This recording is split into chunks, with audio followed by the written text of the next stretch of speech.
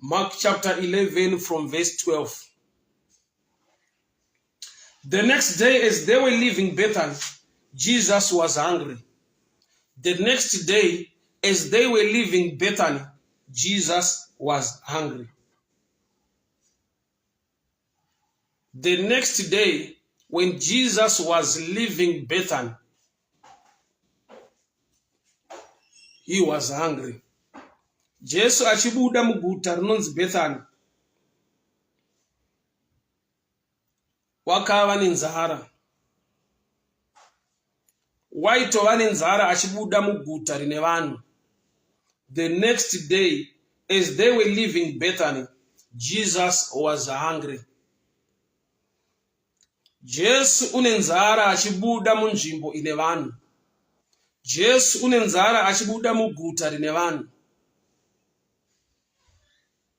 Guta harina kugona kupa Jesu chekudya. Musha une vanhu.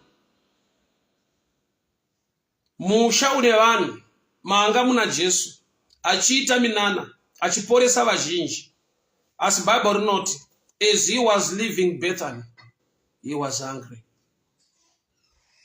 Dambudziko nderekuva nenzara uri muenvironment yausingafanirwa kuva nenzara. Mumusha mune vanhu. Jesu mwanakomana waMwari. Remember Bethany inzvimbo inowanika Mary and Martha. Remember Bethany ndokumusha kwaigarawo ana Lazaro. Bethany inzvimbo inotogara vanhu. It was a town.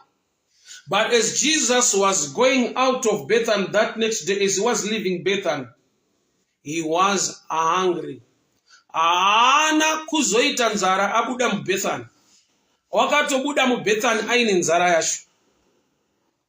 Guta rine vanhu rakaregedza Jesu achibuda aine nzara. I'll read. Seeing in a distance a fig tree in leaf, he went to find out if it had any fruit. When he reached it, he found nothing but leaves, because it was not the season for figs.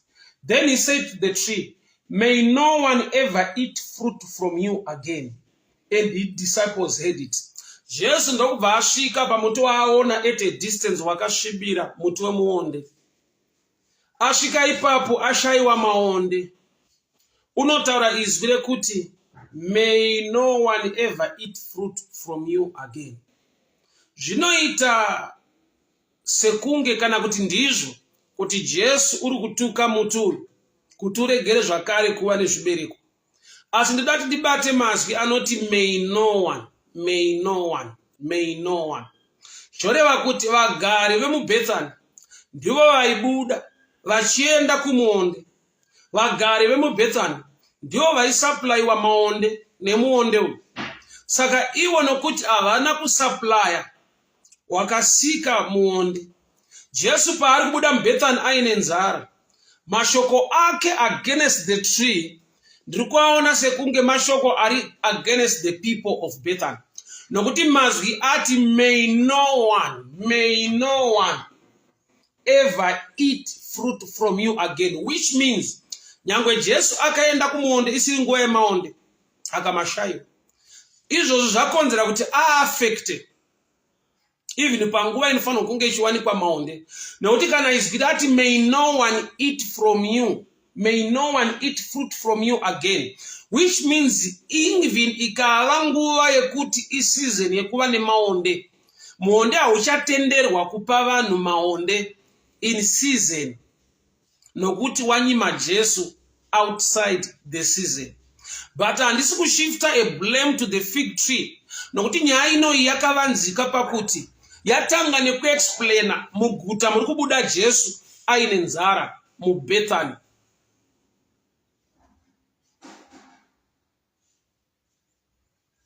So nekuda kwekuti vanhu vemuBethany havana kugona kuona nzara ina Jesu, vanhu vemuBethany varega Jesu achibuda nenzara.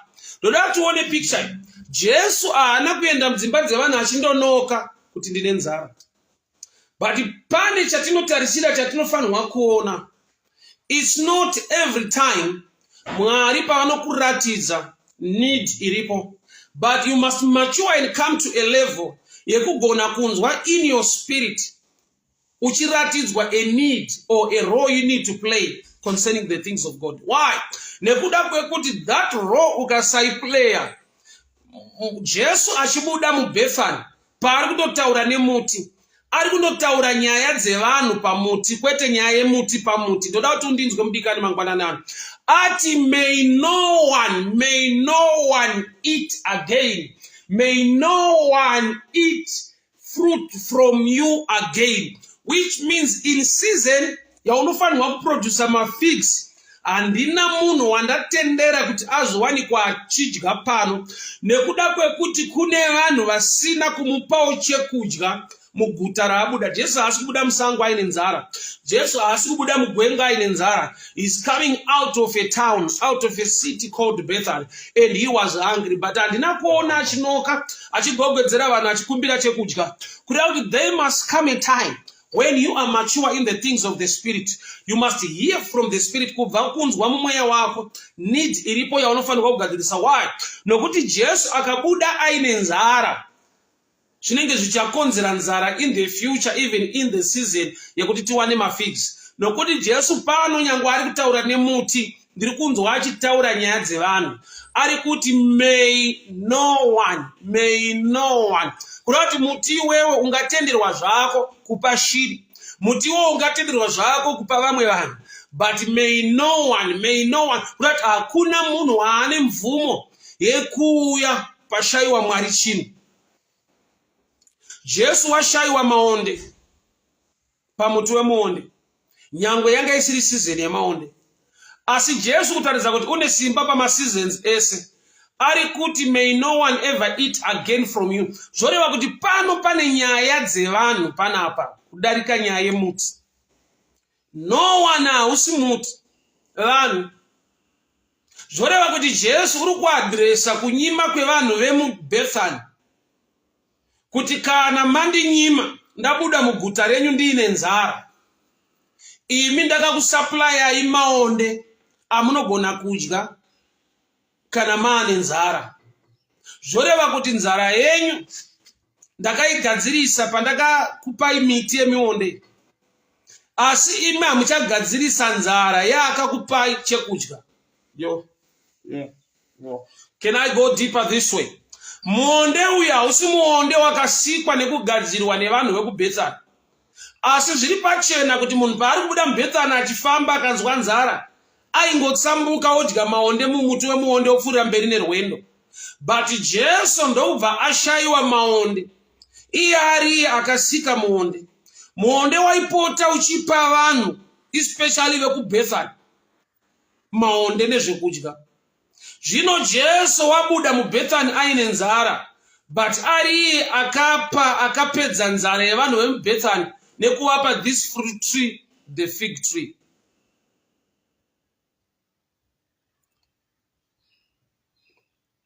Zviri pachena kuti dai vagari vemuBethany vakapa Jesu chekudya, haaienda pamuonde kundotsvaka chekudya.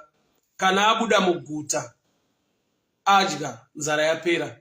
So nzara yaJesu iri kutadza kuitwa meet nevanhu vemuBethany. Paari kuenda pamuti, muti unoramba zvakare, nokuti uri kuti handisi mumwaka munguva. Jesu ndokubva ataura nyaya dzevanhu pamuti. Let me take it to the other side. Munoziva here kuti kune miti ine nyaya dzevanhu mukurarama. Kune mishonga, kune kushereketwa, kune midzi nemiti zvinobatwa. Kwete zvekuti zviri kungobatwa bedzi, but zvine nyaya dzevanhu. Kabadayasa. Can I go deeper on this one? Baba Mutambisi, God bless you. Sister Beverly Chiunda, God bless you. Beulah Leonard, Maximo Muranda, God bless you, God bless you. Inzwa nyaya iri pana padikani.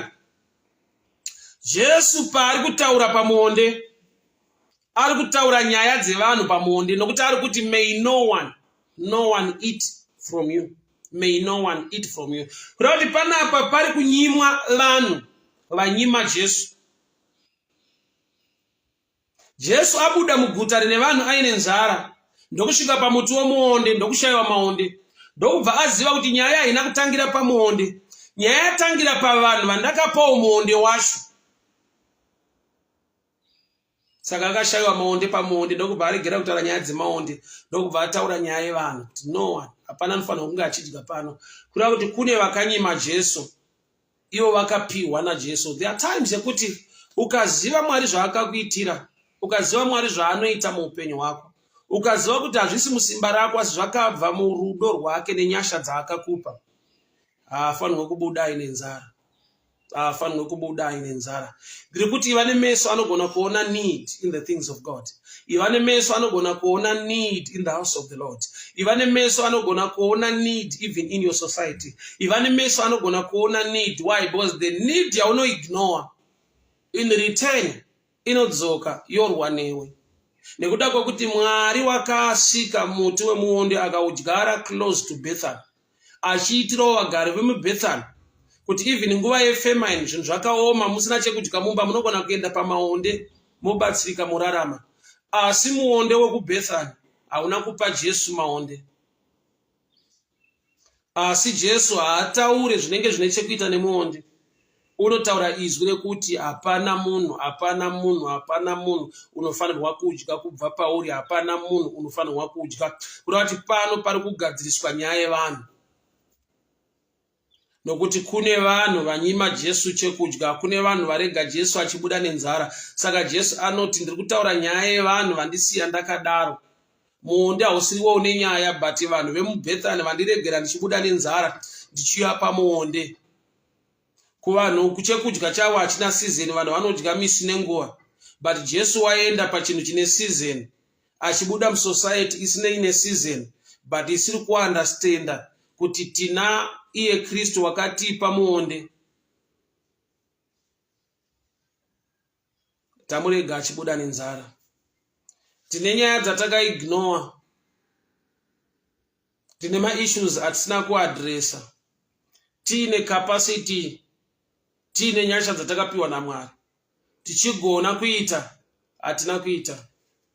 Tikangoti zvinopera zvakadaro abuda muguta redu aenda, asi paakabuda muguta akandotaura pamusoro pevanhu.